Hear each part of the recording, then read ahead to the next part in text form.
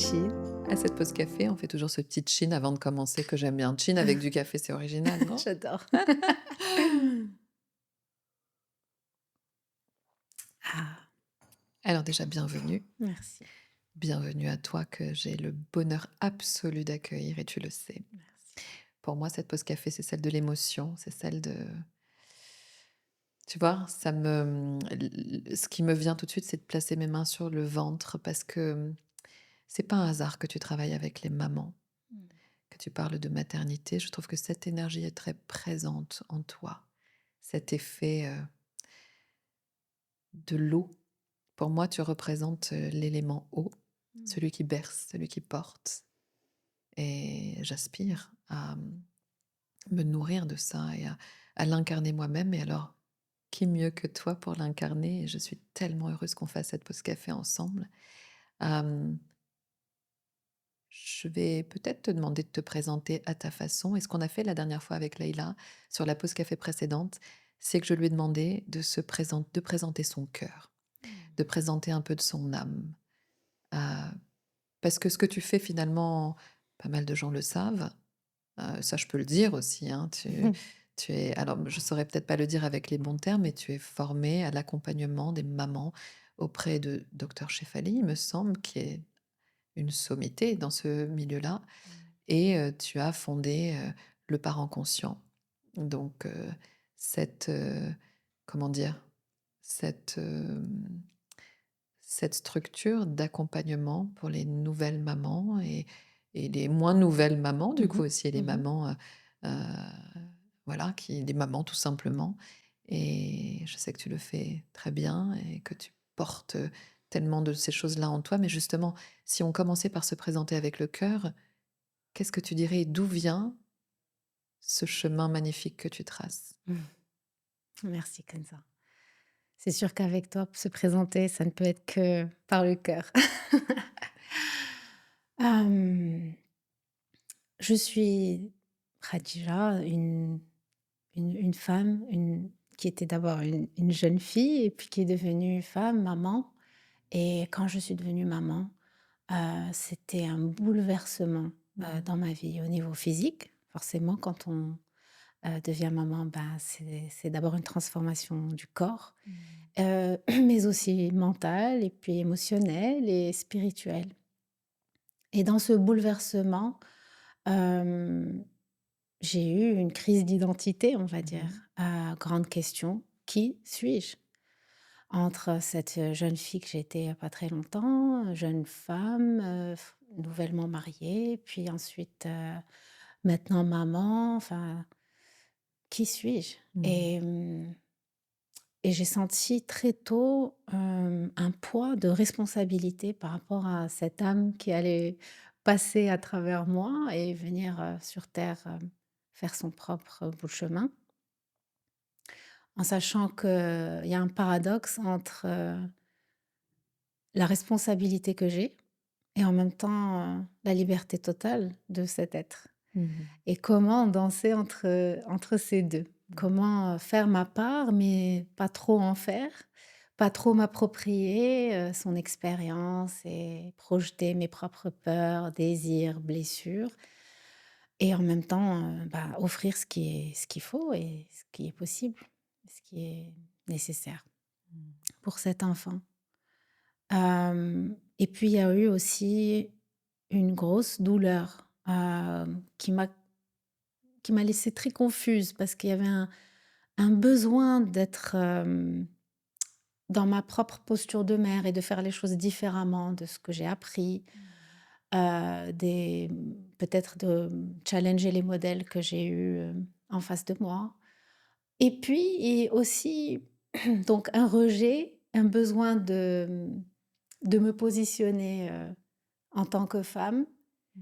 et en même temps une souffrance de solitude. Ouais. Et j'étais très confuse parce que réellement, il y avait des gens autour de moi, mais c'était drôle de sentir qu'on peut se sentir seul alors qu'on est entouré. Et donc j'avais besoin d'explorer des pistes pour comprendre ce qui pouvait se passer en une femme, dans cette période de sa vie, Mmh. et de savoir et apprendre à la soutenir dans ce moment-là. Mmh. Tu as dit: «Jeune maman», mais pas que. Et tu as bien raison parce que dans mon approche, je n'accompagne pas que les mamans dans le sens, ces femmes qui ont porté physiquement un enfant. Hem, c'est une approche inclusive, qui s'adresse aux femmes qui ont, j'ai envie de dire un élan maternel, tout Mmh. simplement. Mmh.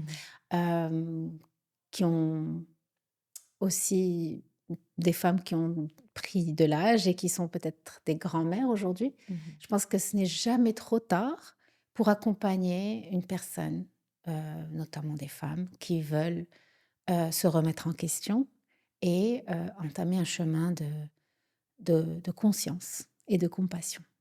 Voilà. C'est magnifique ce que tu dis parce que ce que moi j'entends en tout cas, et c'est pour ça que je trouve ça beau, c'est que il n'y a pas besoin d'être concrètement et matériellement une mère pour être une potentielle maman. Oui. C'est-à-dire que ce que j'entends, c'est que tu peux aussi travailler avec une femme qui aurait envie de développer cette énergie maternelle et féminine en elle, Mmh. sans forcément être mère. Ouais, et au risque de choquer même les hommes. Oui, On a tous et tout en nous une énergie et féminine et masculine, tu le oui, sais et tu l'enseignes tellement bien. merci. Hem, donc oui, il s'agit vraiment de développer cette partie-là de nous Mmh. qui materne une autre partie de nous Oui, qui en a besoin. exactement, parce que quelque part, en devenant adulte, on devient aussi nos propres parents, quelque part, et on apprend aussi à reconnecter avec pas juste les enfants autour de nous ou nos enfants, mais l'enfant en nous. Ouais, et c'est ça Mmh. tout le fondement de mon approche et dans mes ateliers. C'est drôle parce que des fois les gens qui viennent à mes ateliers pensent qu'on va parler de leurs enfants et très, très vite ils comprennent qu'il ne s'agit pas de l'enfant mais de l'enfant intérieur. Mmh. Donc tout le monde est concerné en vrai. Totalement, et puis c'est beau d'amener, d'amorcer le chemin de guérison à partir de l'enfant intérieur. Mmh. Effectivement, souvent on projette des choses sur nos enfants sans savoir que c'est de nous qu'il s'agit au final. Ouais. C'est intéressant, et donc tu dirais, en te présentant avec le cœur, que la maternité au sens le plus large du terme fait partie de ton ADN, de ce qui te fait vibrer, de ce que tu es? Mmh. Ouais, tu l'as toujours senti avant même de devenir maman? Oui, très Oui. tôt, je me rappelle petite, dans les réunions familiales, on avait toujours une table pour les enfants, Mmh. étant une famille nombreuse avec les tantes et les cousins et cetera. Pour, certains enfants, c'était plus cool de s'asseoir avec les grands. Moi, j'étais toujours très contente de m'asseoir avec les petits, Les petits. même, ados, même Mmh. quand ça devenait pas cool de s'asseoir avec les petits.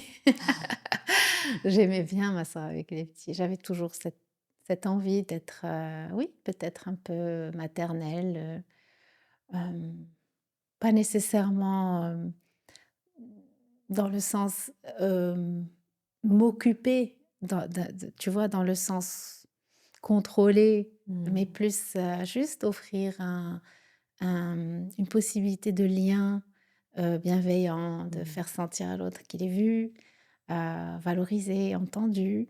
Mmh. C'est ce côté nourricier, en fait, Ouais, de l'énergie féminine et maternelle ouais. que tu incarnais, forcément avant même de devenir maman, et que je connais en toi. C'est ce qui m'émeut et me touche effectivement. Donc Merci de ça me a toujours été là.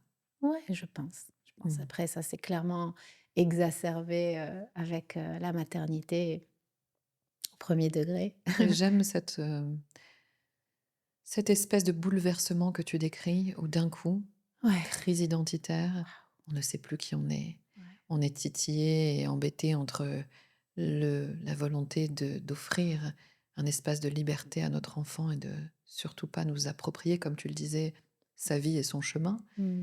Et en même temps, cette responsabilité qui est un mot très fort et que j'aime beaucoup, parce que je trouve que de nos jours, on perd le sens de la responsabilité les uns des autres. On peut l'avoir pour nos enfants, Mmh. mais au sens plus large encore de communauté, de famille, d'amis, on perd cette notion de responsabilité, Et lorsque tu dis que tu t'es sentie seule aussi, Mmh. heu, en devenant concrètement maman, j'entends aussi, des choses que moi j'ai pu vivre, Mmh. comme toi, tout en étant plus ou moins entourée. Mmh. Mais ce sentiment de solitude profond qui, je crois, est commun à beaucoup de femmes et à Ah oui, beaucoup de mères. absolument. Comment, dans l'épreuve de la maternité, qui est la plus belle des épreuves, très certainement, mais qui est une épreuve quand même pour le corps et pour l'âme et pour la psyché et pour absolument tout ce qu'on est, comment être, compris de quelqu'un qui ne vit pas ce que je vis? Mmh. Comment être soutenu par des femmes ou des hommes qui ne sont pas à ma place, qui ne ressentent pas ce que je ressens? Et comment est-ce qu'on peut pallier ça Mmh. dans nos sociétés, dans nos familles? Est-ce que c'est une question qui t'est souvent posée ou en tout cas un ressenti que les femmes exposent souvent quand elles viennent te voir de dire: «Voilà, on s'est sentie seule en devenant maman parce qu'on n'a pas eu l'impression d'être comprise, entendue, vue». Mmh. C'est quelque chose qui Ah t'est oui. rapporté? Je pense que c'est une des choses qui revient le plus. Mmh. Hem et cette contradiction entre, l'histoire de je me sens seule et en même temps, je suis bombardée de conseils ou de Mmh. commentaires sur comment élever mon enfant Oui. et je pense que si elle ne une jeune maman ne se sent pas comprise, mon envie n'était pas tant de, trouver une solution pour qu'elle se sente comprise parce que Mmh. finalement, ce n'est qu'un reflet de sa propre incompréhension. Mmh. Elle ne peut pas comprendre parce qu'elle est en pleine transition Absolument. et elle ne comprend pas elle-même. Donc personne ne peut comprendre quelque chose, si elle-même c'est ce qu'elle Absolument. tu vois? Et c'est ce qu'elle reflète finalement. Donc étant tous des miroirs les uns pour les autres, Exactement. ces femmes ou ces grands-mères ou ces sœurs ou ces n'importe qui, toutes ces autres personnes autour d'une jeune femme ne font que refléter sa propre incompréhension. Comment veux-tu me comprendre si je ne me comprends pas moi-même? Ouais, ouais, Comment est-ce que je peux être comprise de toi si je n'arrive pas à me ouais, comprendre moi-même? ouais, C'est un peu le chemin d'une vie aussi, hein, ouais, la ouais, maternité en puissance, ouais, mais ouais. effectivement. Et je pense qu'on peut pas demander ça à l'entourage, c'est un peu trop demandé. Mais par contre, il y a des choses à apprendre, sur comment juste être présent Absolument. avec une femme dans ces moments-là. Et puis je dis ça et en même temps je me contredis parce que je pas que je me contredis, que j'ai envie de dire aux mamans qui entendent ça et qui disent: «Oui, il faut qu'elles apprennent à nous comprendre et à nous écouter et ne pas nous donner trop de conseils et tout». Parce qu'au final, c'est à nous de faire le travail Mmh. et ce serait idéal et sympa que d'être entouré, de soutenu par des personnes qui savent écouter, qui savent soutenir, qui savent porter et Mmh. contenir. Mais toute la beauté, c'est aussi de faire son propre travail et dans ces difficultés-là, cultiver cet espace intérieur aussi, où Mmh. on peut s'écouter, hem, avoir de la compassion pour nous-mêmes Mmh. et bien sûr que c'est merveilleux d'être en communauté, Mmh. heu et entouré par, des personnes qui savent soutenir. Oui, je pense que l'un n'empêche pas l'autre Ouais. et qu'au contraire, l'un va permettre à l'autre de se développer et de s'exprimer encore mieux et encore plus. Plus je rencontre l'altérité, plus je me rencontre moi-même. Mmh. Heu, Plus j'évolue en communauté, plus je suis capable aussi, de me retrouver, de m'entendre. C'est pour moi, ce sont 2 choses qui résonnent totalement. Ça me semble important de le rappeler parce que malgré tout, si nous devons faire le travail en tant que mère, et ça c'est évident, pour autant, la communauté autour va servir de miroir et va servir aussi de contenant et de relais. Mmh. Mmh. Malheureusement, les mamans sont seules Ouais, aujourd'hui ouais. et je trouve qu'on leur reproche souvent ce baby blues, mais Mmh. je pense, alors bien sûr hormonalement, évidemment, on peut comprendre, ce qui se joue, Mmh. mais je pense qu'avec un environnement solide et un relais qui permettent à une maman de se recharger, de dormir, Ouais. de se sentir en sécurité, Je pense que certains baby blues seraient peut-être moins terribles, moins Absolument. durs à vivre et c'est important de le rappeler Ouais. et tu le fais très bien. Comment être présent sans forcément vouloir imposer une Mmh. vision, une perspective, une façon de faire. Ouais. Comment, en tant que femme ou en tant qu'homme ou en tant que mari, je peux être présent auprès de cette maman qui, elle, vit le plus grand bouleversement de sa vie Mmh. probablement, sans lui imposer quoi que ce soit, en étant juste là. Ouais. Ouais. Et je crois que c'est à ça que sert la communauté. Ouais. C'est cette présence, c'est ce relais, c'est presque physique, technique et matériel, tu vois? Je suis là avec mes mains, avec mon aide, Mmh. j'ai pas forcément besoin de parler, Mmh. mais je t'entoure, je t'enveloppe et tu n'es pas seule. Ouais. Mmh. Et je trouve qu'on reproche trop facilement aux nouvelles mamans leur baby blues ou leurs humeurs ou tout ce qu'elles traversent, alors que nous sommes responsables, tous autant que nous sommes, de ce que cette maman, pour peu qu'elle soit quelqu'un Mmh. de proche, de ce que cette maman traverse. Tout à fait. Tu vois? Et c'est ça le sens de la communauté finalement, Ouais. de dire en quoi est-ce que je suis responsable. Ouais. Il n'y a jamais quelqu'un qui va mal tout seul dans une communauté. Absolument. C'est la communauté qui est responsable, tout entière, Ouais. de cette personne-là. Et si on arrivait à penser des choses comme ça, il y aurait moins de mamans qui traverseraient Mmh. des grands tsunamis et des grandes tempêtes. Ah, mais je suis absolument d'accord avec toi. Je pense que le taux de burn-out, maternel Mmh. ou, baby blues comme tu dis, qui sont très, très grands et nombreux, c'est un reflet direct de cette société beaucoup plus individualiste aujourd'hui Mmh. et cette notion de communauté dont tu parles, elle est essentielle, pour le bien-être des femmes, Et du bébé, et du bébé, bien sûr, absolument. forcément. Hem Souvent, je pense que ce qui il y a un aspect dans le mal-être de la femme à cette période de sa vie, qui est un manque de confiance en Mmh. elle et Mmh. c'est un manque de confiance naturel Bien sûr. parce que la confiance en soi, elle vient par l'expérience, la preuve que: «Ah, je peux faire ça parce que je l'ai fait». Mais Mmh. quand c'est ta première fois et à chaque fois, c'est une première fois, on peut avoir 15 enfants, c'est Oui, toujours une première fois parce absolument. qu'on n'est jamais la même femme.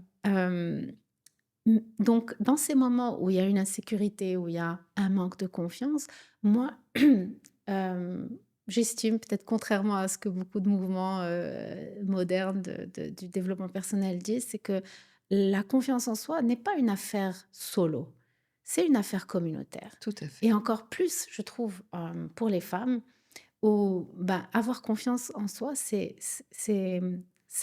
aussi à travers les autres. Mmh. C'est aussi à travers des femmes, qui sont passées par là et qui peuvent te dire: «Je suis là pour toi. Vas-y, tu peux le Mmh. faire.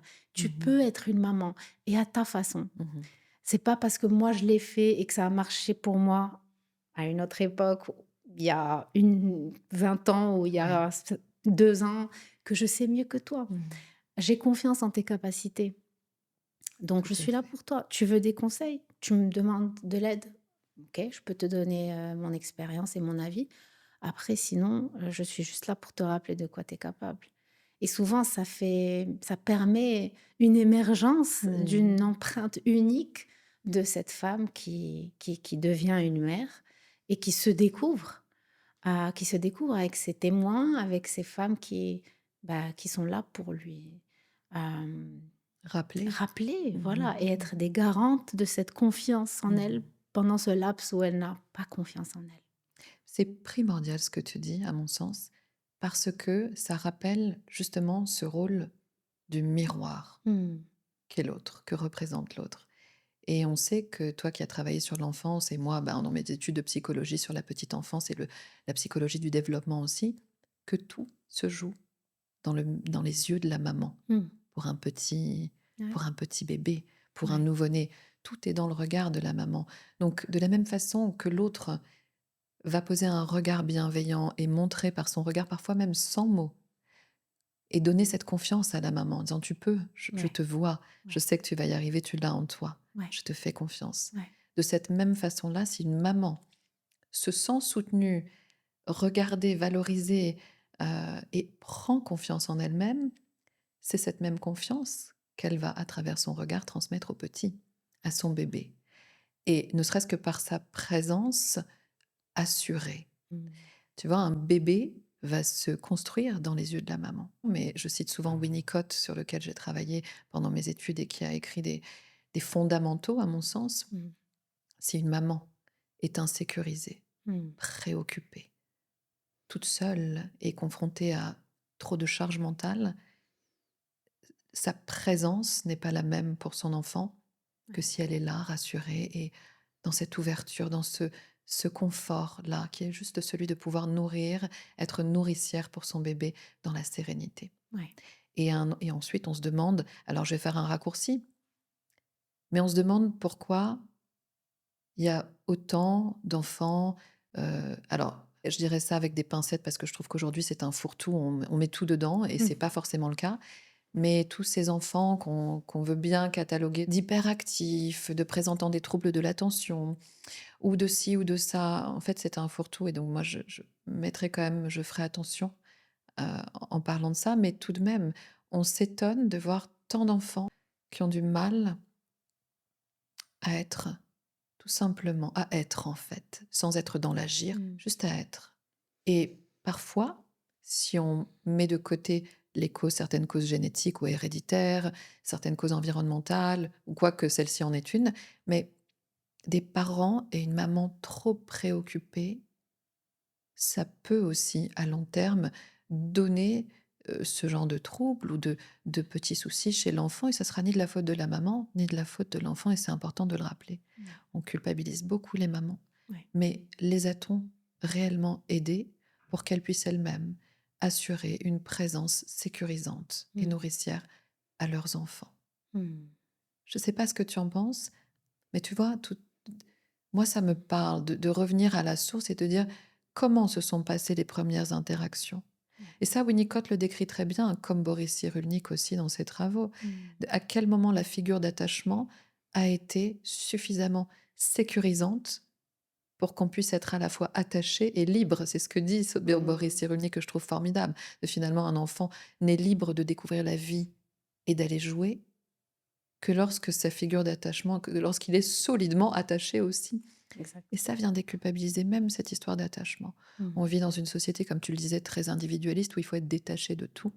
J'en parlais sur le podcast précédent avec Leïla, mais l'attachement est primordial.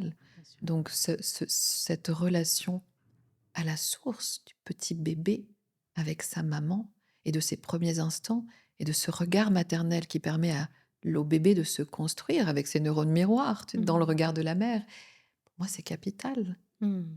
Absolument. C'est ça assure, en tout cas, c'est un petit peu un garant d'un bon développement psychique et physique de Ouais. l'enfant. Ouais. Absolument. Je pense que il y a un paradoxe qui existe dans cette notion d'attachement et de détachement. C'est que je pense le plus on est attaché de manière sécure à une maman ou une figure parentale, on va dire, euh, ben le plus on peut être détaché Mmh. d'autres choses Mmh. qui ne nous servent pas, en fait, qui peuvent nous faire du mal dans la vie. Mais en nous attachant à ces choses qui sont des sources de souffrance, Mmh. c'est quelque part inconsciemment par besoin de compenser Mmh. cet attachement primaire qui nous Mmh. manque, heu, Mmh. avec cette figure essentielle, heu, qui est la maman généralement. Tu veux dire, par là, si je développe, la recherche de fusion, Oui, la recherche de sensations fortes ouais, qu'on peut avoir adulte ou que certains adultes dépendants, que ce soit de substances ou de passage à l'acte ou de ouais, prise de risque ou d'adrénaline, ouais. quelle que soit la forme de dépendance, il y a cette recherche de la sensation forte et de la fusion avec quelque chose qui s'exprime lorsque justement il y a eu des défaillances et des carences affectives et où la fusion première euh, n'a pas pu être comme il l'aurait fallu. Ouais, je pense que tu l'as si bien dit et c'est tout à fait ça d'un point de vue, on va dire spirituel, bah, la première fusion qu'on a expérimentée sur terre, c'est celle, dans le ventre de la mère Absolument. et donc c'est tellement délicieux ce sentiment un peu d'être au paradis Mmh. qu'on peut passer toute une vie à rechercher ça.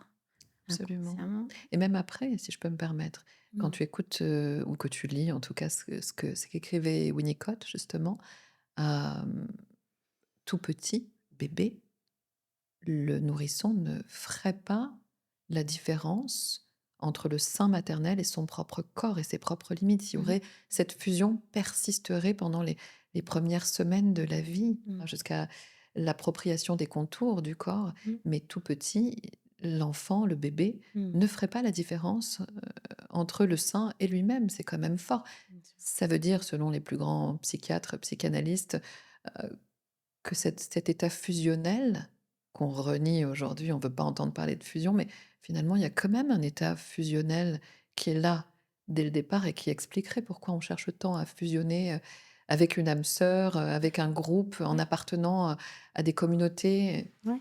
Et finalement, ça serait naturel, ça viendrait déculpabiliser beaucoup de personnes de se rappeler que la fusion est un état originel. Oui, je pense que c'est important de le nommer, ce besoin, cet élan. Et en même temps, je pense que là où on souffre, c'est quand on cherche à fusionner et qu'on s'oublie. Mmh. Parce que des fois, par exemple, une femme adulte ou un homme adulte qui va fusionner avec un ou une partenaire peut essayer d'imiter ou Mmh. essayer de ressembler à ce qu'on pense que cette personne voudrait qu'on soit. Et, et on peut s'oublier, on Mmh. peut oublier qui on est vraiment dans notre nature essentielle Mmh. par besoin de Tout à plaire, fait. par besoin d'être à la hauteur, D'être inclus, d'être d'être inclus, accepté. Oui. accepté. Voilà. Donc, je pense que tout le travail, c'est de se connecter, d'avoir ce lien, mais tout en gardant ce sens, de soi-même, que voilà, nous sommes aussi des individus à part entière, uniques, hem, on est venu sur terre aussi pour expérimenter notre propre, signature. Absolument. Notre propre solitude parfois qui n'est Ouais, pas toujours que, difficile à vivre, au contraire, il y a des ouais, moments de félicité ouais. parfois dans la solitude.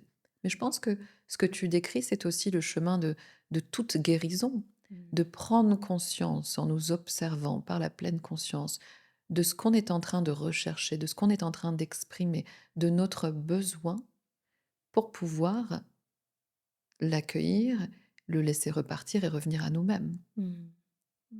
Et encore une fois, c'est comme tu disais tout à l'heure par rapport au travail qu'une maman peut faire versus, la communauté. Mais pour moi, ça va parfaitement ensemble, tu vois? À mon sens, d'accueillir ces besoins archaïques, Mmh. de les reconnaître pour pouvoir revenir à soi et se dire: «OK, mais je reconnais ce besoin en moi, mais je vais aussi m'occuper de moi-même pour pas me décentrer, pour pas aller juste passer de substitut en substitut à essayer de retrouver cette fusion, primordiale, primaire, Ouais, primitive aussi, hem, mais voilà, revenir à moi-même ouais, et je pense que c'est là le travail, hem, c'est de revenir à soi à chaque fois et de nourrir ouais, son propre être, ouais, sa propre vie, ouais.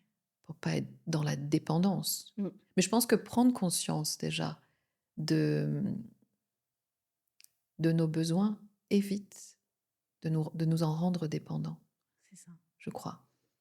Ouais, quand tu dis à chaque fois l'importance de se recentrer, pour moi, c'est comme l'idée de la méditation, c'est de pouvoir à chaque fois revenir. Oui. Pour ceux qui croient que méditer, c'est juste s'imaginer à Hawaï ou de ne pas avoir aucune pensée, c'est faux à mon sens. Il y a Mmh. plusieurs approches, et cetera. Mais l'idée, c'est d'accepter que le cerveau va créer des pensées Mmh. et on va s'emporter avec des idées basées sur le futur ou sur le passé et Mmh. de revenir Mmh. à ce fameux moment présent, à chaque Mmh. fois de revenir. Et c'est dans ce moment présent qu'il y a ce soi. Et Non, je pense que c'est important pour ceux qui ne connaissent pas trop cette notion d'instant présent, d'amener le mot observation. mmh, Qu'est-ce que l'instant présent? C'est l'instant où je réalise que je n'étais pas présent avant mmh, et en le réalisant, je suis présent et exact. lorsque je suis présent, c'est parce que je viens de m'observer. Ouais, ouais. Et en fait, c'est cet état d'observateur. Oui, tout à fait. Et ça rejoint ce que tu dis. C'est important, je crois, de mettre ce mot parce que ça change toute la perception qu'on peut avoir de la méditation. Oui, Lorsque je m'observe, je suis présent. Lorsque ouais. je suis présent, je peux prendre soin de moi. Mmh. Je peux être là pour moi-même. Mmh. D'ailleurs, tu me fais penser dans cette période de ma vie où j'étais bouleversée en tant que jeune maman et que cette question primordiale revenait à chaque fois: «Mais qui suis-je? Mais qui suis-je? Who am I?» Mmh. Et une fois, je posais tellement cette question et j'attendais la réponse, je l'avais pas, mais une fois, une réponse, c'était l'observatrice. Mmh. Et en fait, c'est tellement intéressant quand on pratique, la pleine conscience, hem, de renforcer cette conscience de l'observatrice qui est en nous, parce que ça crée de la distance entre l'observatrice, celle qui témoigne tout ça, et ça, qui est l'expérience terrestre, Mmh. dans ce corps. Heu, cette femme en moi qui vient de vivre cette scène, cette maman en moi qui vient de vivre, ce souci avec son enfant, et on peut observer tout ça et ça ne veut pas dire que c'est faux. Cette expérience, elle est réelle, et il y a de l'émotion, il y a des pensées, il y a des sensations, Mmh. elles sont toutes réelles, elles sont toutes valides, mais quand on n'est pas avec l'observatrice ou Mmh. l'observateur en nous, ben, on subit et on croit à toutes ces pensées et en réalité, le plus on est dans l'observatrice et ben, il y a une distance qui fait que, on n'est pas obligé de croire tout ce qui Mmh. se passe Absolument. et ça devient un peu, même amusant, j'ai envie de dire Mmh. et c'est là où on revient à cette notion de détachement. Mmh. Parce qu'on observe cette expérience humaine avec beaucoup de tendresse et beaucoup de compassion pour nous-mêmes. Mmh. Mais on réalise aussi que c'est complètement une fabrication de notre... c'est des histoires, en fait, qu'on se raconte, basées sur notre enfance, toutes les croyances qu'on a pu euh, intégrer de par notre vécu, nos blessures, Mmh. etc. Donc avoir beaucoup de tendresse pour cette fille ou cette femme, que je suis et de le voir comme un film presque.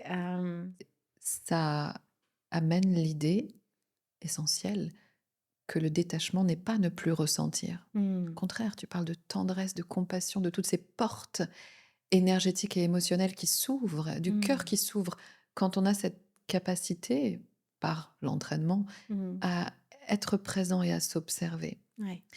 Mais ce que tu amènes, c'est aussi cette idée de sortir de la dépendance et du conditionnement. Ouais. Je continue à ressentir pleinement, mais je me déconditionne et je ne suis plus dépendant. C'est la même chose que ce qu'on disait tout à l'heure sur la fusion. Ouais. Je prends conscience que je suis en train d'essayer de fusionner. C'est naturel. Mmh. On est des êtres interdépendants, des êtres sociaux. On a besoin d'être inclus, Oui. d'être accepté, d'être vu. On a Mmh. besoin de ça. Ouais. En prenant conscience et en m'observant, j'apprends aussi à revenir à moi, à peut-être me donner aussi à moi-même des choses que j'attends de l'autre. Mmh. Et puis surtout, à me comprendre et à sortir de la dépendance. Mmh. Je m'observe, je Mmh. vois ce que je Mmh. suis en train de faire. Ouais. Et ça, c'est intéressant aussi. Tout à Cette fait. idée de plus être prisonnier Ouais. parce qu'on est capable d'avoir cette distance qui est finalement vis-à-vis de nous-mêmes. Oui, exact. C'est une distance vis-à-vis de nous-mêmes. Ouais. Et tu as dit un mot important, c'est l'interdépendance. Je Mmh. pense que on culpabilise des fois d'avoir besoin de l'autre, mais c'est tout à fait naturel d'avoir Mmh. besoin de l'autre. On ne peut pas vivre sans l'autre. On se Absolument. réalise à travers l'autre. On survit à travers Mmh. les autres ensemble. Donc il n'y a aucun mal à avoir besoin des autres. Là où ça devient une souffrance, c'est justement quand on s'attache à comment l'autre doit être avec Mmh. nous. Absolument. Et voilà, c'est un chemin intéressant à faire entre dépendance et interdépendance. J'invite les gens à Ouais. explorer ça. Très intéressant parce que c'est encore une fois un autre travail dans la continuité de tout ce qu'on raconte. Et c'est presque contre-intuitif parce qu'on aimerait être aimé comme on est capable d'aimer. Mmh, On aimerait être entendu comme on est capable d'entendre. mmh, On aimerait être compris comme on est capable de comprendre. Mais l'autre est toujours différent de moi. mmh.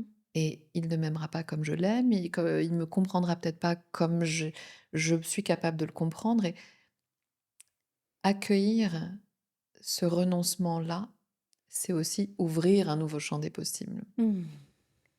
Tu Ouais, vois? Renoncer à l'idée que l'autre est finalement un autre moi. Alors oui, un autre ouais, moi, mais différent. ouais, ouais, Encore une fois, on le disait sur le podcast, précédent, différent de moi et ouais. ça, quand on est capable d'accueillir la différence, je crois que c'est un travail de toute une vie, c'est pas évident, mais c'est un deuil en soi, quelque Ouais. part. Il faut pas avoir honte de parler de ces deuils, qui sont pas peut-être pas des deuils, comme on l'entendrait, à savoir le deuil d'une personne, disparue, décédée, mais qui sont des deuils de choses, de projections, d'attentes Mmh. qu'on vit tout au long d'une vie. Bien sûr. Et là encore, c'est un deuil, mais dont le travail mérite, d'être fait. De se dire: «Je renonce à vouloir que l'autre soit l'image réfléchie de qui je suis». Ah oui, absolument. Je pense Mmh. que quand on embarque dans cette aventure de maternité, ben, on fait autant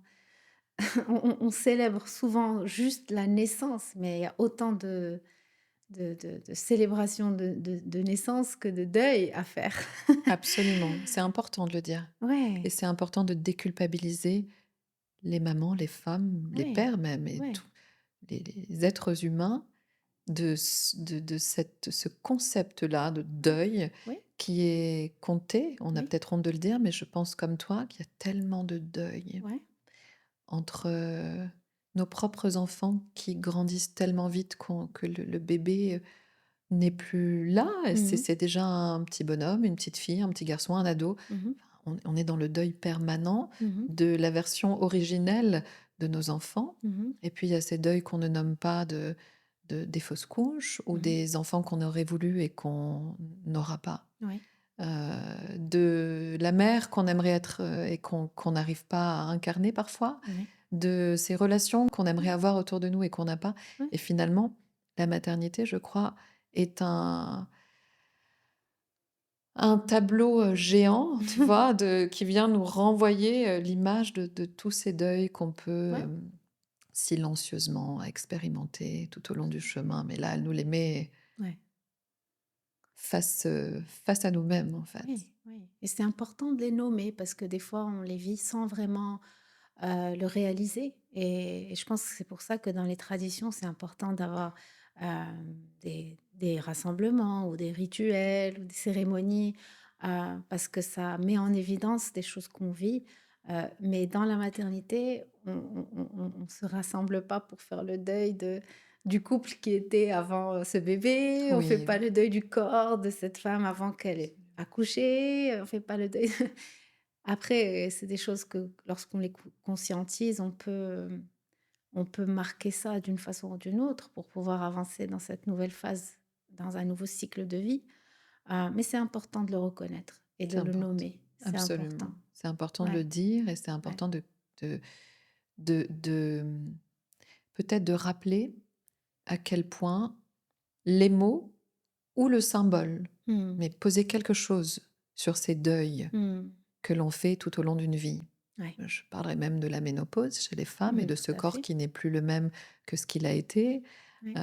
Je parlerai de 1000 choses qui font que le changement est permanent, mais du coup le deuil aussi. Ouais. Et poser du symbole ou des mots Mmh. sur ce qui nous arrive, c'est encore une façon de s'approprier ces transitions. Mmh D'où mh. les rites de passage et tout ce qui Mmh. permet de s'approprier Ouais. le temps qui passe Ouais, et et les deuils en cours d'accepter, et d'accepter d'accepter. exactement. Tout simplement, je pense que ce qui est important, pardon, T'en prie, c'est, il y a un exemple très important que j'aimerais bien mentionner. s'il te plaît. Souvent, en tant que jeune maman, des fois, un des deuils, parmi les deuils que j'ai pu travailler en accompagnant toutes les mamans avec qui j'ai travaillé, c'était le deuil de leur propre maman, de comment elles auraient imaginé qu'elles vivraient cette relation avec leur propre mère lorsqu'elles deviennent mères. Et ça peut passer comme tout deuil, par des phases de colère. Mmh. Hem, où on est porté plus sur le comportement de cette maman qui n'a pas su être là, ou n'a pas su, dire les bons mots ou avoir les bons gestes et cetera. Mais, je pense que c'est une colère qui a sa place, mais c'est aussi très important de comprendre quand on fait ce travail sur nous et qu'on développe de la conscience et de la compassion en nous-mêmes, ça libère, aussi une compassion pour cette maman Mmh. et ça la démystifie. Parce Mmh. que cette maman, du haut de ses peut-être 60 ou 70 ans, Mmh. elle aussi, elle a été jeune maman. Et en te voyant jeune maman, ça peut réveiller des choses, Bien sûr. certainement non résolues, Mmh. et une envie de réécrire son histoire, ou peut-être Oui. de se faire croire le fantasme de comment elle a vécu les choses ou autre. Mais en tout cas, je pense que c'est important de renoncer, tu as dit ce mot et je trouve qu'il est tellement important, de renoncer à cette attente de comment tout le monde doit être, notamment cette maman qui devient grand-mère. Mmh. Hem et en se laissant le droit d'être en colère ou triste ou quoi, d'accepter aussi cette maman. Je le dis parce que c'est une des thématiques qui revient le plus avec moi. C'est ces jeunes femmes qui deviennent mamans et qui vivent très mal leur relation avec leur Mmh. propre maman, qui s'opposent à cette figure maternelle. Certaines, c'est pas la maman, c'est la belle-maman. Mais c'est, je pense, très important dans cette ère, de développement personnel où on parle beaucoup de boundaries et, Mmh. et de vouloir mettre des limites, chose qui est importante, euh, de ne pas mettre des limites au point où ça met des murs. Mmh. Euh, Parce que lorsqu'on met un mur, ben, on se prive aussi.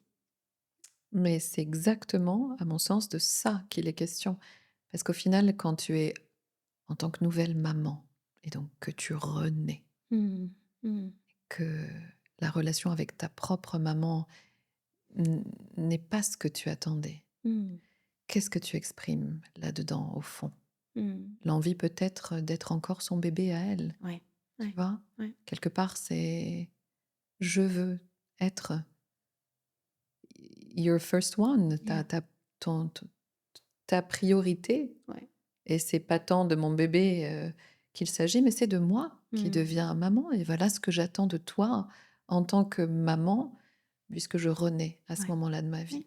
ouais, ouais, ouais. Tu vois? Ouais, et dans cette douleur, d'accepter que,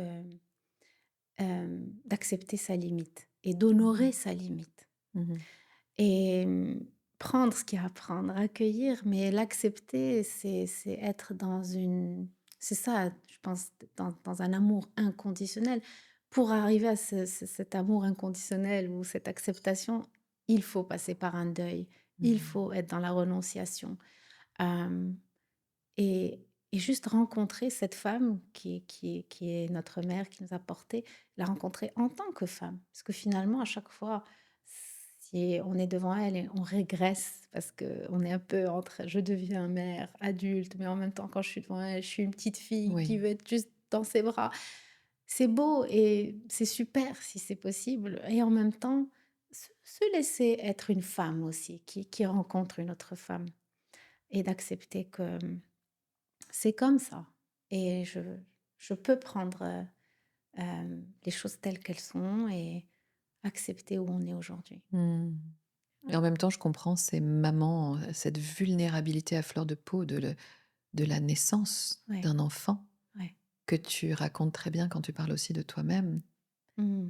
C'est normal de régresser à ce moment-là et de Bien vouloir être sûr. le tout petit soi-même de quelqu'un d'autre. On est dans cette, comme dirait Winnicott, préoccupation maternelle primaire qui fait Ouais, qu'on donne tout à un tout petit. ouais, Mais qui s'occupe de nous? ouais. Et c'est encore ça, l'esprit de la communauté. Qui Mmh. s'occupe de nous pour que nous puissions aussi tout donner à ce petit être afin de le voir grandir, de le Ouais, faire pousser comme pousse une plante. ouais. Pensez à la rose du petit prince dont il est Mmh. responsable. Mmh. Je suis responsable de ma rose. Alors comment assurer cette responsabilité et pouvoir nous aussi, en tant Mmh. que maman, à ce moment-là, qu'est la naissance, Mmh. nous permettre cette régression-là.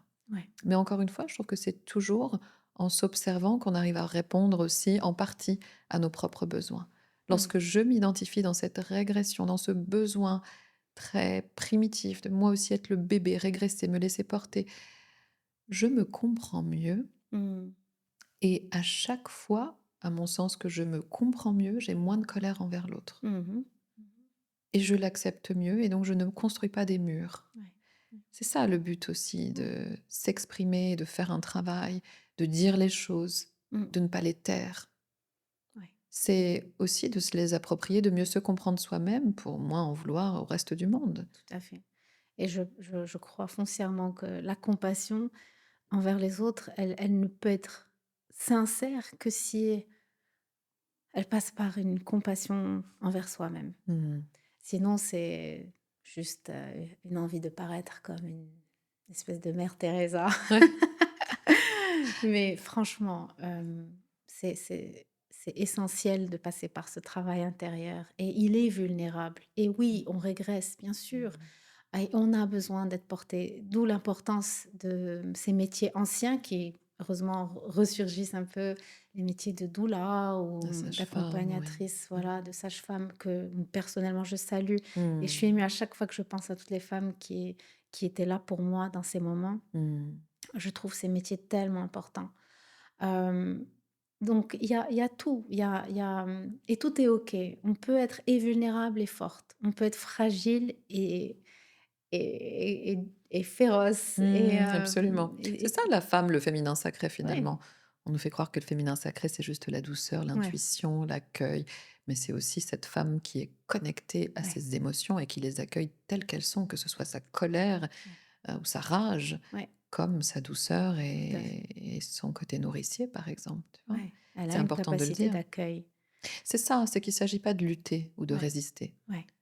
Sur un chemin de guérison, en tout cas moi, c'est ce que la vie m'a appris, c'est que moi je résistais et plus j'étais capable de guérir en accueillant ces parts de moi. Mmh. Comme le deuil en fait, Mmh. on voudrait, faire le deuil à tout prix, mais et si on vivait simplement avec ce deuil, Mmh. sans le faire? Je ne sais pas si Mmh. on fait le deuil un jour. Ouais.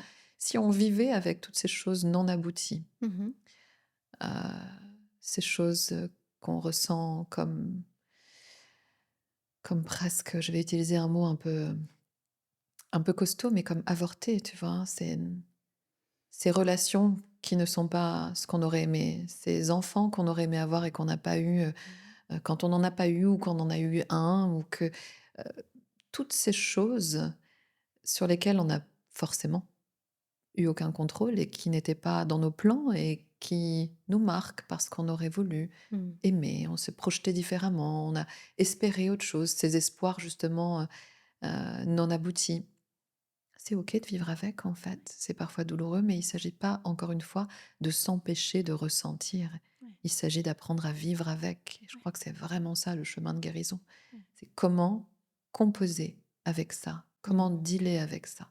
Ouais. Comment est-ce que je peux vivre avec toutes ces parts de moi-même Mmh. et toutes ces parts de mon histoire, tout en avançant et en me réappropriant toutes ces choses-là pour pouvoir me sentir quand même complète, entière. Ça ne veut pas dire encore une fois que je suis pas dans l'interdépendance avec Mmh. l'autre, que je n'ai pas besoin de l'autre, bien sûr que si, Mmh. mais je reste complète, je reste entière. Oui, oui. Entière, c'est un mot tellement juste, dans un monde maintenant où on veut juste, faire un travail sur nous pour être, la meilleure version de nous-mêmes. J'adore que tu ailles sur ce chemin-là parce que c'est quelque chose Ouais, dont je parle depuis le début. ouais, c'est tellement important. J'estime qu'il y a comme un blind spot, je sais pas comment on dit en français, Mmh. hem, de dans cette envie louable, j'ai envie de dire admirable, de vouloir être la meilleure version de soi-même, il y a, une ombre, une petite ombre qui est un refus d'une part de soi Absolument. et l'aspiration, en tout cas la mienne, c'est plus d'être entière que Mmh. d'être la meilleure version de moi-même. Merci, c'est bien de le rappeler, Ouais, ouais, absolument et puis ouais. c'est surtout la course vers le burn-out, d'essayer d'être constamment une meilleure version de nous-mêmes qui met Crevant. tellement de pression, bah, déjà à nous-mêmes que c'est pas Ouais, humain, ouais, c'est pas ouais, possible ouais. et puis qui en met aux autres. Parce qu'on Ouais. se renvoie pas, on ne s'envoie pas aux unes, aux autres et aux uns aux autres le bon message Mmh. Mmh. quand on essaye d'être des superwomen ou des supermen, Mmh. superman. Mmh. C'est pas le bon message, je crois. Ouais, C'est ouais, pas celui de la bienveillance et de ouais, l'empathie. tout à fait. C'est en m'autorisant à être totalement imparfaite Ouais, dans la maternité, dans l'humanité, ouais. dans mon chemin, dans cette incarnation. Mmh. Je t'autorise à l'être aussi. Ouais. Et ça, c'est quelque chose que je dis souvent en retraite, c'est en permettant à la pire version de nous-mêmes d'advenir que souvent la meilleure émerge aussi. Oui. Parce que finalement, quelle est cette meilleure version? C'est celle où on se sent en sécurité, Ouais. où on se sent entier, entière, où on se sent être reconnu, accepté tel qu'on est, parce qu'on aura montré aussi notre entièreté et pas juste une meilleure version. Montrer la meilleure version de nous-mêmes nous donne l'illusion d'être aimé. Mmh. On n'est pas aimé puisqu'on n'est Mmh. pas aimé pour tout ce qu'on est. Non. Si on doit être aimé pour la meilleure version de nous-mêmes, autant dire qu'on n'est pas aimé du tout, puisque cette meilleure version, elle advient quand? Une fois tous les 20 ans, je sais pas, Tout à fait. tu vois? C'est quand certaines conditions sont réunies. Donc c'est un Mmh. amour conditionnel Absolument. et je pense que c'est là où toute la tension et la contraction est là, c'est que on a peur de perdre ça. Mmh. Alors que lorsqu'on laisse émerger cette partie, parce qu'on a inclus l'ombre aussi, Mmh. on est détendu et Absolument. c'est dans cette détente qu'on est dans l'amour, le vrai. Absolument, qu'on est, juste, à la juste place. Ça Ouais. fait du bien d'être, à la juste place, de se Ouais, sentir être, sans chercher, comment exister, juste ouais, là. ouais. Je suis là et c'est OK et la partie de moi qui n'est pas glamour, elle est la bienvenue Mmh. et la partie en moi qui a des qualités aussi est la bienvenue parce que des fois on a aussi honte de briller, Mmh ça mh. faut le dire aussi. Mmh. Donc d'assumer les 2. C'est très beau ce que tu dis. J'aimerais bien que tu développes un peu pour les personnes qui nous écouteront, de l'idée d'avoir peur de sa propre lumière. Mmh mh. Tu as utilisé le mot conditionnement tout à l'heure. Je pense que j'ai pas envie de stéréotyper, mais beaucoup de femmes, dans notre société et c'est pas que la société marocaine, c'est la société générale, Mmh. que, cette idée que être une femme sympa, c'est une femme discrète, une femme qui prend pas trop de place, qui fait pas Mmh. trop de bruit, Mmh. voilà, qui est jolie, qui est mignonne, mais pas trop parce que Mmh. trop jolie, c'est dangereux aussi, ça dérange et donc il y a plein de choses où on sait pas trop, pas assez et je pense qu'on a toutes une lumière, Mmh. et des fois on n'ose pas, Mmh. la laisser briller parce que on a été formaté, conditionné de ne pas déranger. Mmh. Et des fois, briller, ça veut dire prendre de la place, ça veut dire, avoir du volume, Oui. voilà, faire du bruit, déranger, choquer peut-être et des fois, c'est même pas choquer, des fois, c'est juste oser lancer ce projet, Mmh. faire cette story peut-être ou Ouais. voilà, dire cette chose à cette personne Oui. ou présenter ce truc, Être soi-même voilà, et faire ce qu'on a envie ou besoin ouais, de faire sans le biais du regard de l'autre qui serait effrayant parce qu'il symboliserait le rejet. ouais. Au final, ça fait surtout écho à nos peurs et à nos blessures de rejet, Mmh. de ne pas encore une fois, de ne pas être inclus, d'être, Ouais, hors du groupe parce qu'on prendrait trop de place ou qu'on ouais, serait trop dangereuse c'est ça, ou qu'on ferait trop de bruit. c'est ça. Mmh mh. Hem et je comprends cette peur parce qu'on est dans une société qui est, qui réagit quand on Qui a prend de la peur. place, Mmh. voilà, on est dans ça. Mais ça me fait penser à cette citation de Marianne Williamson qui dit: «Mais qui es-tu pour ne pas briller? Mmh. Tu es une création de Dieu». Mmh. Donc quelque part, c'est une aberration de ne pas honorer cette lumière qui t'est Absolument. donnée, tu vois? Donc en faisant la petite, tu ne rends pas service à personne. En te tu vois? rabaissant, En te rabaissant, en te en faisant te petite, oui, en gardant ta lumière pour toi. Tu ne rends pas service. Au contraire, quand tu brilles, tu souvent ce qu'on croit, c'est que quand tu brilles, tu déranges alors que et que en gros, toi, tu es la star et que tout le monde est petit. Mais non, c'est erroné. En fait, quand tu brilles, et c'est ce que dit Marianne Williamson dans cette citation extraordinaire, c'est que tu autorises aussi les autres à briller. absolument. Le soleil, éclaire tout Oui, ce qui est oui, autour de lui, bien sûr. exact. Donc, c'est important de se le rappeler quand on s'autorise de briller que c'est pas nécessairement de l'ego. C'est vraiment une manière de montrer le chemin et ouvrir les portes aussi pour d'autres personnes qui ont besoin de modèles, qui ont besoin d'exemples pour savoir que c'est OK. Euh, Tu sais, tu me renvoies à là où tout a commencé pour moi. Et ce qui est drôle, c'est que tu étais là. Et que si on rend hommage aux thérapeutes qui nous ont accompagnés lorsqu'on s'est rencontrés, toi et moi, autour de retraites qu'à l'époque, on n'organisait pas, mais on prenait oui. en participante, Bravo. on peut rendre hommage à Hind et Tchad, qui ont été des figures aussi à Casablanca, au Ouais, Maroc, du bien-être et du développement personnel et de la médecine traditionnelle. ouais. Et mon chemin, je crois, a commencé, mon chemin spirituel a commencé le jour où Hind m'a dit: laisse-toi briller. Mm, j'adore C'est tout ça. simple ces mots. Laisse-toi briller, autorise-toi à briller. Je crois qu'elle a ouvert un espace infini le jour où elle a prononcé ces Mm, mots et Hind, elle a été capitale sur mon chemin, mm, juste par ces mots mm, qui sonnaient droit, juste, tellement pertinents mm, et tellement assumés. Ça m'a libérée. mm. Le fait qu'elle me dise un jour, par exemple, ben, j'ai le droit d'être en colère.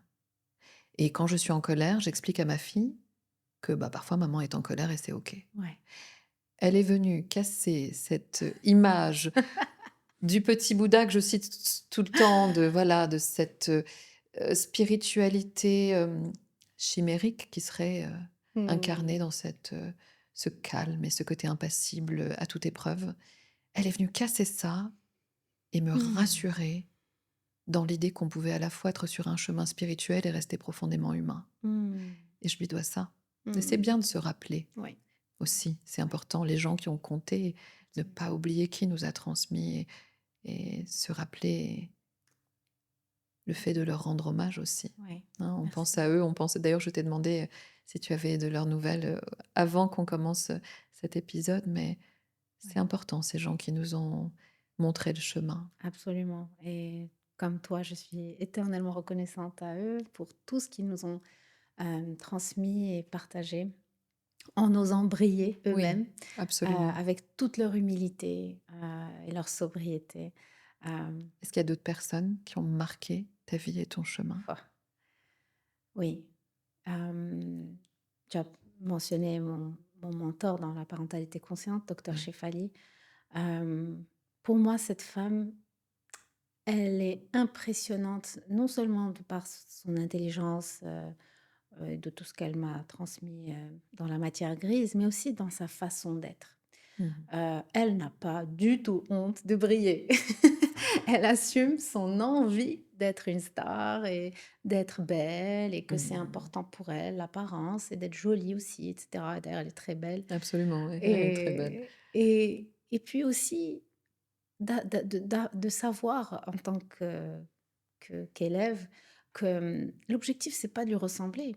Justement, elle est Oui. ce qu'elle est et Mhm. toutes les personnes, tous ces maîtres que j'ai pu connaître dans mon chemin, ce qui m'a toujours détendue, c'est d'apprendre très tôt que jamais je ne leur ressemblerai. C'est pas Mhm. un échec, au contraire, c'est que je suis ma propre personne Oui. et j'ai ma propre signature et c'est normal, bah, que le chemin, il prenne le temps qu'il faut, tu vois? On peut pas prétendre parce qu'on a fait une formation sur quelques mois que tout de suite on a un titre. C'est aberrant, je veux dire, c'est toute une intégration, une incarnation et un cheminement Mhm. et on apprend, on a des qualités de certaines personnes qui nous ont marquées, qui nous ont inspirés et on a on se laisse devenir Mmh. et pareillement dans le chemin d'une mère, j'estime qu'il y a dans cette quête de «mais qui je suis en tant que mère», on peut avoir des modèles, auxquels on des modèles qu'on idéalise, Mmh. alors que ce soit des personnes qu'on connaît ou juste dans notre, imaginaire de cette mère idéale, heu, ou, Des ou des personnes mères qu'on réelles? veut opposer aussi, des modèles qu'on veut opposer Oui. et je pense que dans les 2 cas, l'objectif, c'est ni d'être le contraire de cette personne, ni Mmh. d'être comme cette personne. C'est de se laisser, inspirer par les 2, parce qu'on apprend par le contraste Absolument. et on apprend par la résonance et on peut apprendre des 2 et laisser, cette partie de nous être découverte et avoir notre propre approche. On est Mmh. différents, il y a pas une seule façon d'être mère. Mmh. Et on peut admirer une femme pour sa façon de materner et on devrait lui dire si on apprécie Oui. ça chez elle. Il faut pas hésiter à dire aux gens ce qu'on apprécie chez eux et les Mmh. femmes ont besoin de ça. Oui. Hem, les hommes aussi, pourquoi pas. Les papas aussi, de Bien leur sûr. dire: Être humain, c'est avoir «Bravo, besoin d'être reconnu, bien oui, on a sûr. besoin de ça» et et de se rassurer qu'on est exactement où on doit être et on a notre propre chemin Mmh. et quand on se détend et qu'on n'est pas là à se braquer ou à s'opposer à un modèle ou essayer de copier un modèle ou match, un idéal, bah, c'est là où on est OK parce qu'on accepte notre imperfection et on se permet de se De découvrir. ressembler à nous-mêmes. Ouais. Mmh. Mais c'est ça, je crois, que permet le détour par l'altérité. L'autre me sert à mieux me rencontrer. Mmh. Je ne pense pas qu'on apprendrait à se rencontrer nous-mêmes si l'autre n'existait pas. Mmh. Si on était seul sur une île déserte au milieu de nulle part. Ouais. Comment me rencontrer? Tu vois, ça commence avec le bébé dans le regard de la mère et puis c'est toute la vie. Ouais. Par l'exemple, le contre-exemple, la résonance et la dissonance, et tout ce que l'autre me permet d'expérimenter, qui font que le retour à moi se fait régulièrement de plus en plus solide et de Mmh. plus en plus assuré. Mmh. Mmh. Et au final, c'est important ce que tu dis. C'est quelque chose que je dis tout souvent, aux personnes qui veulent devenir prof de yoga ou thérapeute ou créer des retraites ou faites quelque chose qui vous ressemble. Mmh. C'est ça qui fonctionne. Ouais, que C'est ça. pas d'aller, chercher à faire ce qui est déjà fait ou cette phrase de je ne sais qui disait, «Sois toi-même, tous les autres sont déjà pris». Je sais plus Ouais. si c'est Einstein ou qui avait sorti cette phrase de je crois que c'est je sais plus, Je sais pas. mais elle est formidable. Ouais. Ouais. Ouais. Yes. «Tous les autres sont déjà pris, sois Ouais. toi-même» Ouais. et ouais, se laisser devenir. Mmh. J'adore. Mmh. Qu'est-ce que tu dirais de, où tu en es aujourd'hui de ta vie? Pour te raconter aussi un petit peu. Mmh. Où en es-tu aujourd'hui? Qu'est-ce que tu ressens? Je vais te faire une des tchad. Où est-ce que ça se passe dans ton corps? Écoute, phase intéressante. Je suis dans la quarantaine. C'est intéressant de voir mon corps, changer Oui. et accueillir tout ça. Mmh. Professionnellement, bah, oui, j'ai, accumulé quelques années d'expérience, donc c'est vrai que, je suis, comment dire? Super grateful de pouvoir faire ce que je fais et d'avoir, hem heu, assez d'expérience pour Mmh pouvoir mh. proposer des choses, qui apparemment font du bien. À la maison, j'ai une adolescente, un enfant et un petit bébé, donc il y a de l'ambiance. C'est des phases complètement différentes Ouais, et ça m'apprend. Ce petit dernier, il est là pour m'apprendre que, ouais. bah, je peux avoir, autant d'expérience que je veux, ben, je suis encore débutante Mmh. et j'ai tellement de choses encore à apprendre. Donc, Mmh. ouais, j'ai envie de dire, je me sens femme et j'ai pas de problème à assumer mon expérience et mes qualités, mes forces. Mais en même temps, je suis, humble devant, bah, tout ce que je ne sais pas encore Mmh. et je ne saurais jamais. Le plus qu'on sait, le moins on se rend compte, le moins on sait. Absolument, Donc, tout ce que je sais et que je ne sais rien. ouais, so Mmh. que te dire? Ouais, Je j'ai été peut-être floue dans ma réponse, mais Non, mais je l'entends, ouais. je l'entends. Dans cette période de ta vie où tu es, pour reprendre ce qu'on disait en début de pause café, Mmh. à la fois dans l'étreinte, embrasser tout ce que je suis et tout ce que je deviens et en même temps renoncer aussi à ces parts de moi, qui se déposent sur les chemins. Mmh. Heu, je pense que c'est aussi, la sagesse de la quarantaine. Tu parlais Mmh. de quarantaine, peut-être qu'il y a quelque chose, qui est à la fois une étreinte Mmh. de cette sagesse, de cette maturité, en même temps un renoncement à d'autres choses et que c'est un petit peu, Mmh. aussi un symbole de la vie, où on est tout le temps dans l'accueil, l'apprentissage, le et en même temps dans ces renoncements permanents, Ouais. heu, avec lesquels on apprend à vivre en fait, Ouais. qui nous apprennent même la vie, Mmh. puisque l'idée, c'est de ne pas résister. Mmh. Ouais. Ouais. Ce que je pourrais rajouter à ça et ça me tient à cœur parce que j'aurais aimé l'entendre quand j'étais jeune maman. Mmh.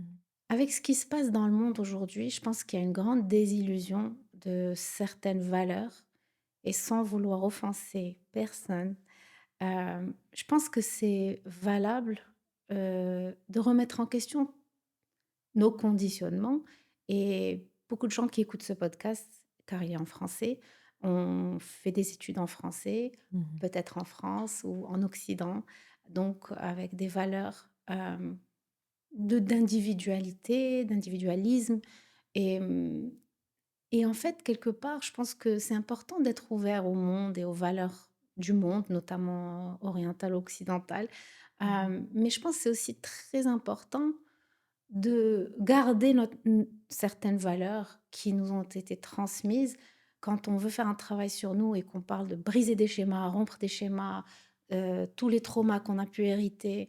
Et c'est comme un rejet de tout ce qu'on a pu recevoir. Mais je pense qu'il y a un discernement à faire.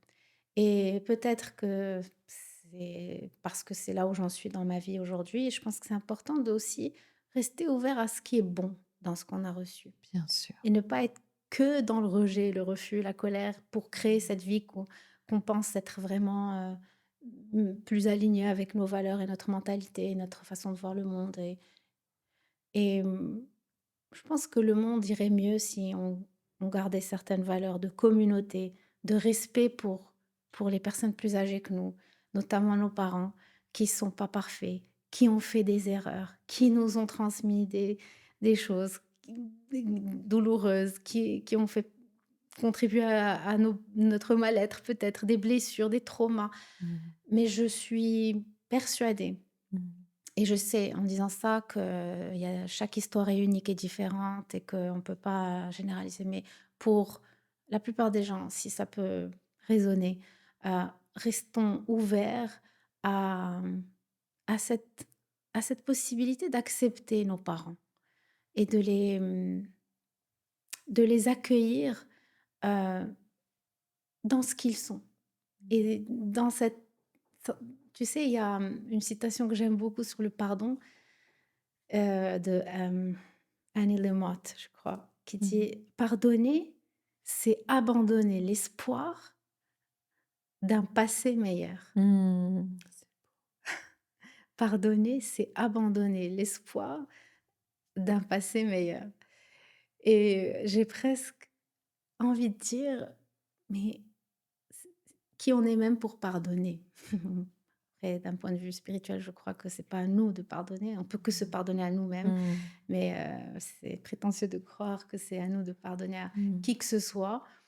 Si on a la foi, on croit en un divin qui pardonne.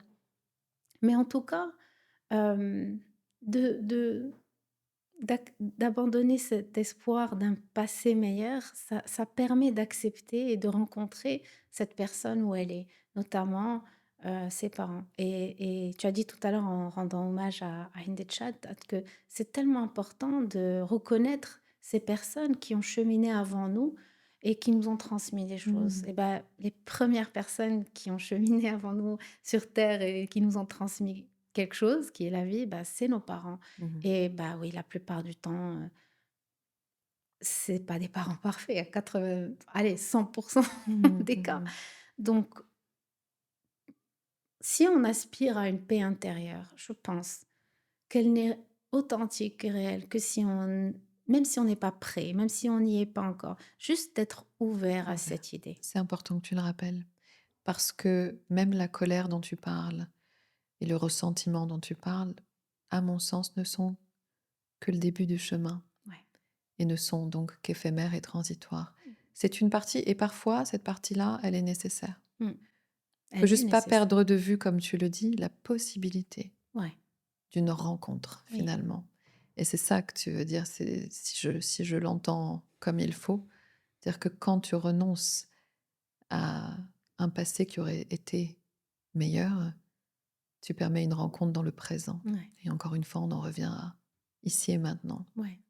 Et c'est ce qui permet dans ce ici et maintenant, pour une jeune maman, par exemple, de pouvoir transmettre sans ce poids du passé. Mmh. Parce qu'en voulant bien faire et mieux faire, peut-être, tant que c'est pas accepté, intégré, ben, on transmet quelque chose. Bah, tant qu'on est dans la résistance, encore une fois, c'est-à-dire Exact. qu'on veut faire comme ou qu'on veut faire contre. Contre. Exactement. Et l'idée, encore une fois, et je te remercie de la transmettre aujourd'hui, c'est d'apprendre à devenir soi-même. Mmh. Encore une fois, évidemment, le détour par l'altérité est nécessaire, mais pour mieux revenir à soi. Ouais.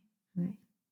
Pour ça, il y a un chemin à faire seul et puis heureusement, il y a une communauté, il y a des professionnels, il y a des opportunités d'être entouré Et comme puis, tes retraites magnifiques merci. et voilà, ton travail en tant que psychologue. Voilà, il y a des espaces pour aider les gens à cheminer et il y a une part à faire tout seul. Ah, ça, c'est sûr. On ne peut pas Mm. avancer sans la part qui nous incombe. Ouais.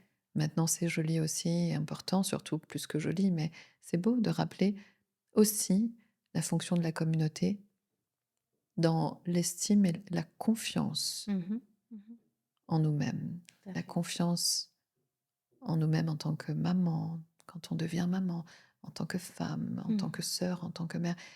Ce, cet étayage de la Mm. communauté. On fait le travail, mais en deçà, en dessous de nous-mêmes. Mm. Il y a cet étayage qui est très fort. Et il y a un joli poème que je lis souvent d'ailleurs. Je ne sais pas si ça t'intéresse de Oui. l'écouter. J'aimerais bien finir cet échange avec toi là-dessus, ou même te laisser me dire ce que tu en penses. Je trouve que ce Mais serait ce poème parfait. est magnifique parce qu'il dit justement ce que tu disais tout à l'heure de cette confiance en soi qu'on peut transmettre à nos Mhm. enfants, Mm. en leur apprenant qui ils sont, en leur Mm. rappelant qui ils Mm. sont. Tu sais, cette phrase, c'est celle qui est sur mon site web et sur ma bio. Remember who you are. Souviens-toi de qui tu es. Mm. Souviens-toi de ton essence, de la source. Mm. Reviens à ça. Rappelle-toi. Pour moi, c'est fondamental, tu vois. Mm. Et ce poème, je vais essayer de te le retrouver. Yes. Je l'ai noté quelque part. C'est l'idée de nous rappeler les uns les autres qui nous sommes. Je crois que c'est la fonction de la communauté aussi, Mm. cette fonction désaliénante. Je Mm. t'inscris Mm. dans la lignée, je t'inscris dans la communauté et je Mm. te rappelle en Mm. faisant ça qui tu es. Mm. Alors ce poème s'appelle Tu es une merveille. Les gens qui viennent à mes cours et à mes retraites l'ont peut-être déjà entendu 1000 fois, mais je ne m'en lasse pas. Donc écoute, je vais le lire, avoir le plaisir de le lire pour toi aujourd'hui. Merci. Et ce poème dit donc Tu es une merveille. Chaque seconde que nous vivons est un moment nouveau et unique dans l'histoire de l'univers. Un moment qui ne reviendra plus jamais. Et qu'enseignons-nous à nos enfants? Nous leur apprenons que 2 et 2 font 4 et que Paris est la capitale de la France. Mais quand leur enseignerons-nous aussi à savoir qui ils sont? Nous devrions dire à chaque enfant, sais-tu qui tu es? Tu es une merveille. Tu es unique. Depuis le début des temps, il n'y a jamais eu un autre enfant comme toi. Tes jambes, tes bras, l'agilité de tes petits doigts, ta façon de marcher. Tu pourrais être un Shakespeare. un Michel-Ange, un Beethoven. Tu es capable de réussir en tout. Oui, tu es une merveille. Et quand tu seras grand, oserais-tu faire du mal à quelqu'un qui, comme toi, est une merveille? Tu dois travailler. Nous devons tous travailler à rendre le monde digne de ses enfants. Et c'est un poème de Pablo Casals qui est cher à mon cœur parce qu'il dit à la fois la nécessité de rappeler à chaque enfant qui il est et la nécessité de faire le travail, ce travail qui nous rend responsables les uns des autres. Merci. Merci à toi. Il y a un hug qui est nécessaire là aussi. Oui. Viens. Par-dessus la table, Allez. par-dessus, comment on fait? Merci d'être. Merci d'être. Je ne sais même pas si on n'est pas hors champ, hors cadre, mais c'est génial. C'est aussi l'impro et la beauté de ces moments. Merci. Je me remets devant le micro. Je disais, c'est aussi la beauté de ces moments. C'est ce qui vient du cœur et qui n'est pas calculé. Merci de m'avoir offert ces 2 heures en ta compagnie, en tout cas ce moment en ta compagnie. Merci Kenza. Merci pour ta sagesse et pour tout ce que tu incarnes. Merci d'être. Voilà. Et à beaucoup d'autres moments ensemble, Inch'Allah, Inch'Allah. à marcher les uns à côté des autres, à tracer chacune notre chemin, tout en observant avec amour l'autre évoluer aussi, à tout ça. À tout ça. Merci.